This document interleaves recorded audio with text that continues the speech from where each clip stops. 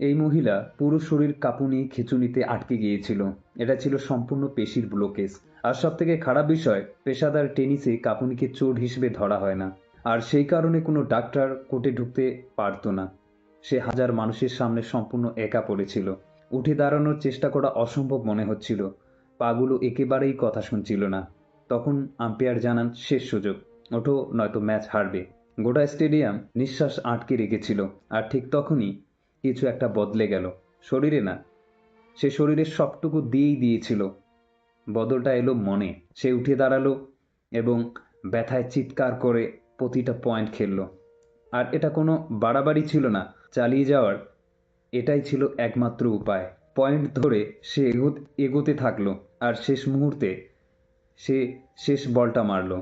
সে শুধু প্রতিপক্ষকে হারায়নি, সে হারিয়েছে ব্যথাকে, হারিয়েছে সেই নিয়মকে যা তাকে খেলা থেকে বের করে দিতে চেয়েছিল। সে হারিয়েছে অসম্ভবকে। কারণ এটাই পার্থক্য গড়ে দেয়, যে হাল ছাড়ে আর যে শেষ পর্যন্ত পৌঁছায়। শরীরের সীমা আছে, কিন্তু যে সত্যি চায় তার মনের কোনো সীমা নেই। আর আমি শাহিদ ইসলাম। আর এরকম আরও কন্টেন্টের জন্য আমাকে ফলো করো। ধন্যবাদ।